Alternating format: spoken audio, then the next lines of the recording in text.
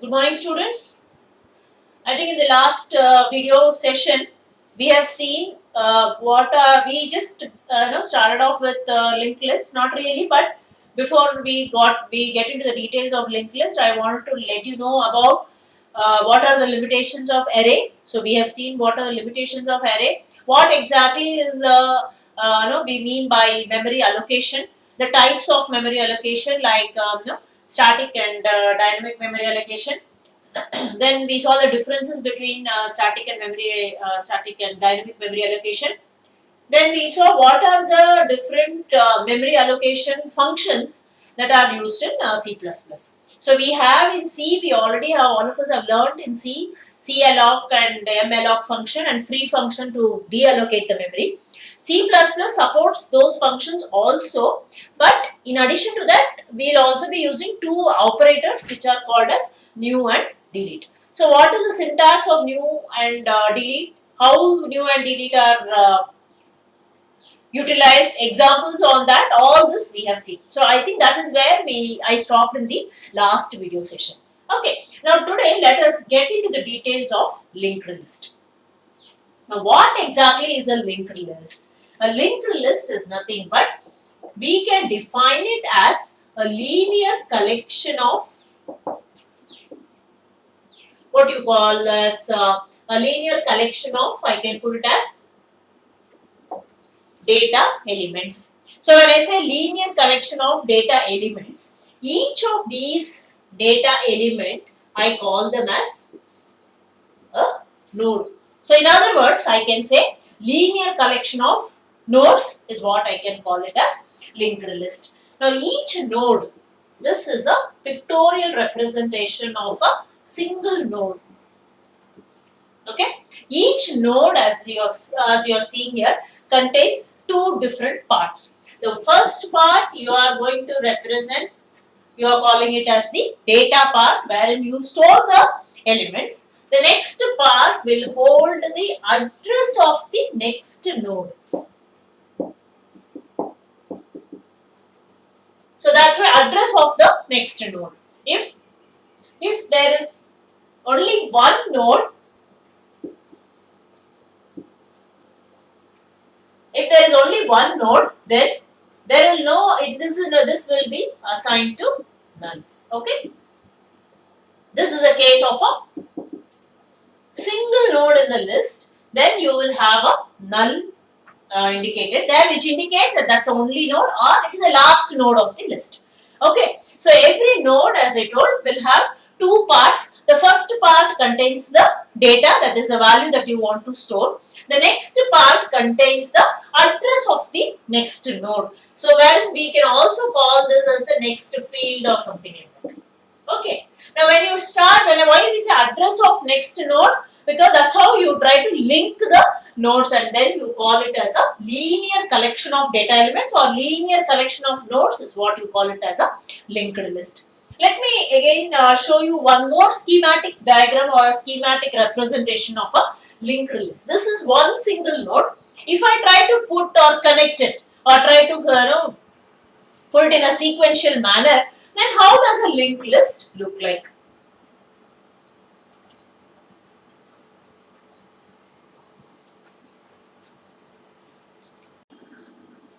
Okay, so I will show you a schematic representation of a linked list. Some space.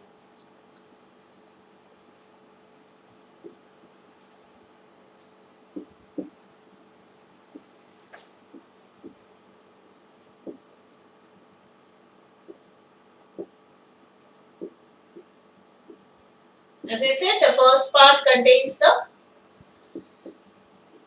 data.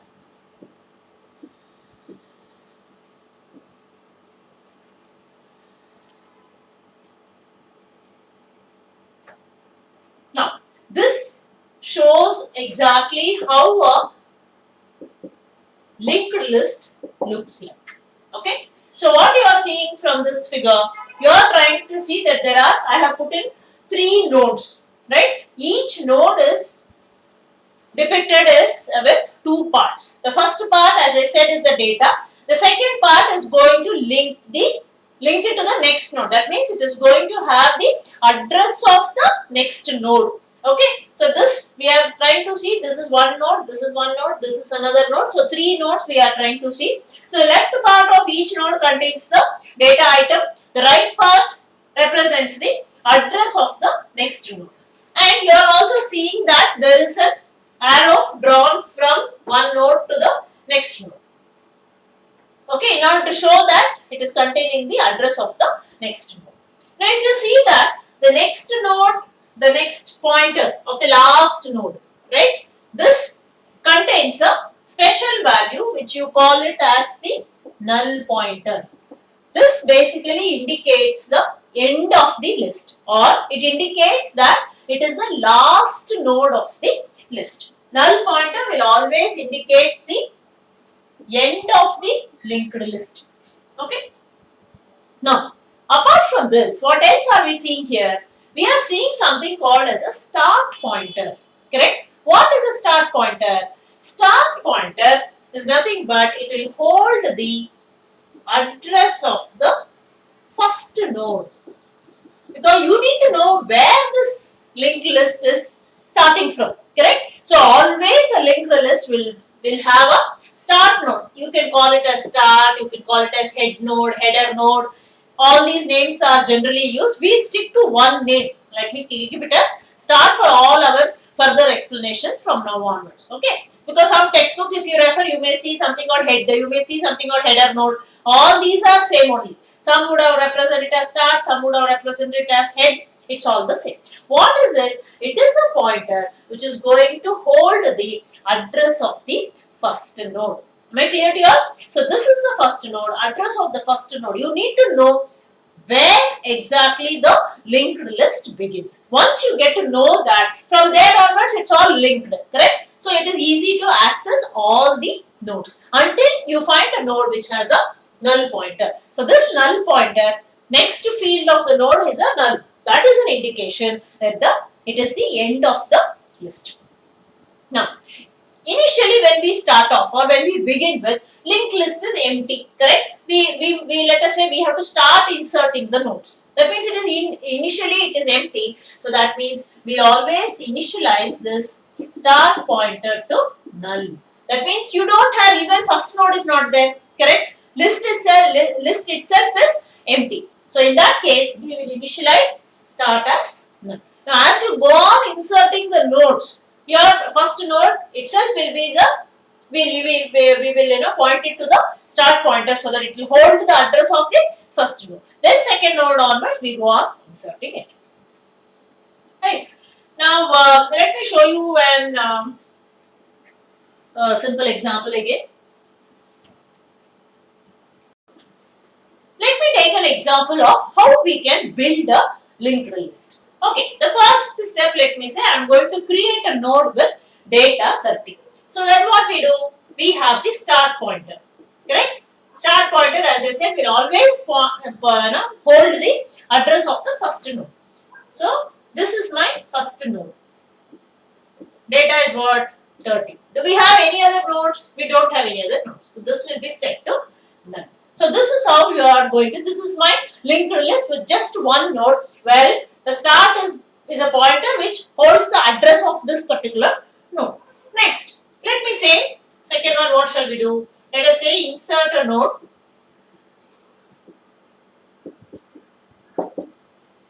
at the end. So if I have to insert the node at the end, this null pointer, somehow I have to insert it here, is it not? So suppose in that case my linked list will look like start. This is the first node that you already have. This will not now be pointing to null. Instead, it will hold the address of the next node. What is the next node that you are trying to? Any data, let me take 40. So this address of this node will now be stored at this point, so that you are able to access this particular node. This, we don't have any further nodes, so this will be null, which indicates that it is the end of the node. Okay, next. Let us say I want to insert a node at the beginning. Okay, do a beginning is what? First node is 30. Correct? Now I want to insert at this point. See, linked list is one kind of a data structure where you can insert at any point. You can insert at the beginning, you can insert at the end, you can insert before a position, before a particular element. You can do anything in terms of linked list. That's a very good advantage of linked list when you compare it with array. Now, I want to insert at the beginning. So what I do? Start. This is the start node. Now this address of this start node will also change. Correct? I want to insert it at the beginning. So my new node will come at this point. Let's say I am inserting 50. Okay. Address field of this will now be connected to the second. This will become my second node. This will become my third node. This is no. Right? So that's how I go on adding the details. Now suppose I want to insert somewhere in between. Then I insert, suppose I want to insert between 50 and 30. Okay? So I will try to insert, let's say 20. This pointer will now point here. This will have to point here. That's how I inserted in between. Correct? Alright. So like this, we can go on doing many different operations. Now before I go into the programming, let me tell you what are the, though I told you pictorially, let me tell you what are the operations that can be done on a linked list. Okay. Okay. Let's look at the operations on a linked list. What are the possible operations that you can do? The first operation is creation. Okay, all of us know that we should be able to create a linked list. Okay, once the linked list is existing, what next operation can I do? I can go on inserting some nodes. So I could call it as insertion. Now when I insert, I should also be able to do some kind of deletion. So I should also be able to delete some nodes. Next, traversing the linked list. What do we mean by traversing? Traversing means the process of going through all the nodes from one end to another end of the linked list. That means I am going to visit all the nodes at least once. Okay, from one end to another end. When I say single linked list, you can only go from left to right. Whereas in case of a double linked list, you can have both the ends. You can go from left to right, you can go from right to left. Let us see all that a little later. Okay, that is traversing. One more operation what you can think of is concatenation. Concatenation means what? We all have heard of string concatenation. Correct? That means you are trying to merge or you are trying to combine two strings, join two strings. Similarly, you can join two linked lists also. Okay, we also have a program on that, I think merging of double linked list, something like that. Let us see all that. Okay. So it is a process of appending the second list to the end of the first list. Suppose you have two lists, you append the end of the first list to the starting of the second list is called as concatenation. Now, after this, these are the operations. What are the different types of linked list? This is an important one. What are the different types? The first type is called as, what we are going to see now is called singly linked list. That's one type of linked list. Then, what is the other type that you have? We have circular linked list. Similar to what we have circular cube, we also have circular linked list. Then what we have? Doubly linked list. Doubly linked list or double linked list, however you want you can call. These are three important types of linked list. Single linked list, circular linked list, double linked list. All this is there in our syllabus, so we will be taking up one by one. Okay. Now, we will start with single linked list, and you also have, as I said, one program in your lab cycle, operations on single linked list. Okay. So let us see first what is a single linked list. Okay, so let us begin with single linked list. Single linked list, as I already told you just now, I showed you an example. That was a very good example for a single linked list. What is single linked list? All the nodes are arranged sequentially. Simple. That is nothing but your single linked list. So I will begin with the start node, which is going to hold the pointer. Okay. Then I have first node. This is linked to the second node. This is linked to the third node. This is linked to the fourth node, and then I have another pointer. This is a pictorial representation of a single linked list. Single linked list. All the nodes are arranged sequentially by linking it with a pointer. This is our pointer. Okay. A single linked list can grow in size or it can shrink in size because it is a dynamic data structure. In the last video session also we have seen what is a static data structure. We have seen what is a dynamic data structure. It can grow in size, that means I can go on inserting wherever I want. I can insert in the beginning, in the end, in between, before this, after this. I can do however I want, so I can increase the size, length of my linked list. It can grow or it can shrink. I can also delete any of these nodes, so the size will shrink. Now, with this much of introduction for linked list, let us start to see how we can write a program on linked list, single linked list. Okay, what operations are we going to consider?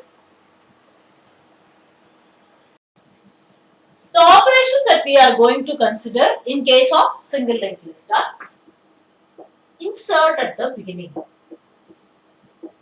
How do you insert the node at the beginning of the linked list? Is one operation. The second operation that we are going to consider is insert at the end. How to insert a node at the end of the linked list. Then we are also going to see insert at a position.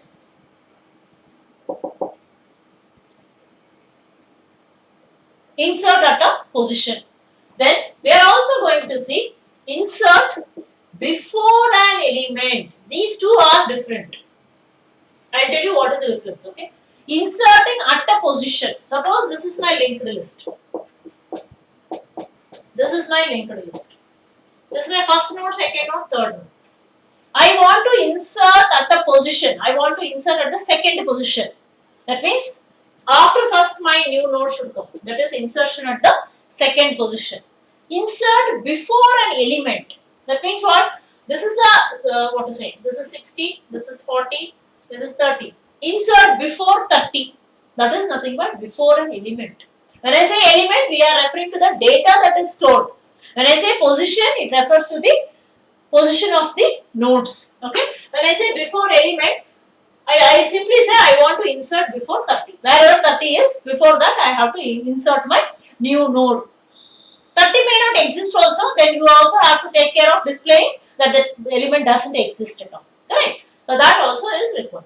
So that is the difference between insert at a position wherein you take the position of the nodes, index of the nodes, node 1, node 2, node 3, node 4 like that. When I say insert before an element, you are actually considering the data that is stored inside the nodes. So before which element do you really want to insert? That's one operation. Then insert at the beginning, at the end, at a position, before an element. Then obviously you should also have an operation to display the linked list. Okay, display the linked list. Insert at the beginning, yes. These are the operations, 5 operations which are part of your lab cycle that you have to do. That means you have to write a program wherein you are going to show all these operations. But I also want to show you along with this how we can delete a node, because it is not sufficient only if you know how to insert. You should also know how you have to delete the nodes. I will also be teaching you deleting a node at the beginning. How at the beginning means if I want to delete the first node, how should I do that? Then I will also be teaching you how we can delete at the end. That means I want to delete the last element, then how do I do it? Then I will also be teaching you delete any element. Okay, any element means I will either say 40, I will say 30, I will say 60. Whatever I say, you should be able to delete that particular node. Now, in your lab cycle, you have only till here. These are the only 5 functions you are supposed to do in your, as part of your lab cycle. But since I will be teaching you these functions also, I want you to try all the functions as part of your lab cycle. In the examination, you can restrict yourself only to these 5. But in your lab, regular lab, I want you to do all this, and in your record also, you should be writing all this also. Okay, so your lab single linked list will have all the functions, because your examiner can ask you any of the other functions also. He or she need not restrict himself or herself only with these functions. When you have inserted, you should know to delete. It's obvious. Okay, so let us take each of these one by one and see how we can write a code for each of these functions. Okay, hope I am clear till here. Let us continue. Okay, let us try to start writing a program. We will be taking each function separately, so don't worry. I will see to it you will understand properly. Okay, so first let me, every node, what I said is made up of 2 fields. The first one is a data field. The next is actually the address I said of the next node, and this is actually going to be a pointer variable because it is holding the address, right? Now how we can define this? This is my node. How do I define this? What data type should I take for this? Okay, node can be defined as a structure. All of you know structure? You learned it in C, right? Okay. So now let me define a structure called node. Okay. What is it going to contain? I said there should be 2 parts in that, is it not? The first one is a data part. The second should be a pointer variable. Let us stick to integer, int data. The second one is a pointer variable of the type node. That means it is also of the type structure. So here star, I will call it as next. Alright. Next, I am taking one more pointer variable, which is the start. I always said there should be a header node or a start node, which is also a pointer variable going to hold the address of the first node.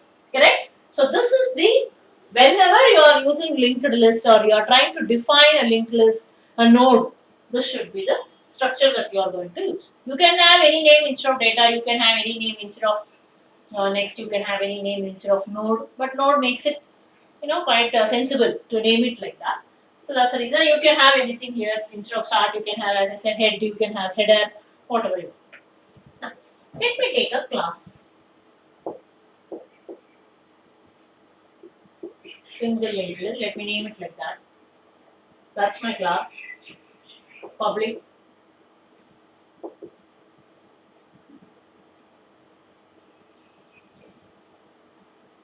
I'll take a constructor.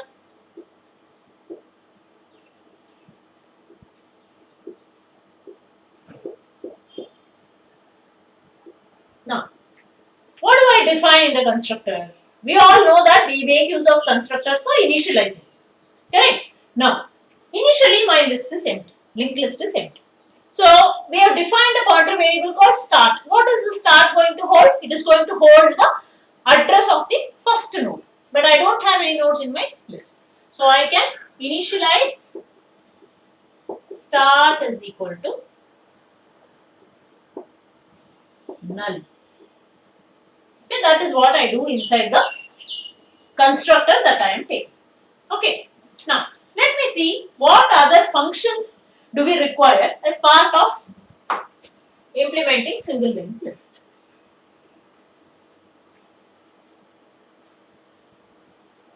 I put everything under public. So I'll make use of a function void insert at the beginning. We said we need a function, correct? Insert at the beginning. Then I need void. I'll take one more function. Insert at the end. Okay. Then take one more function. Insert at the position. So insert position. Okay. Then I will take void insert before an element, put it as insert before. Okay. Then I also told we'll be taking the deletion also. Correct? So I'll take it as void, delete at the beginning, void,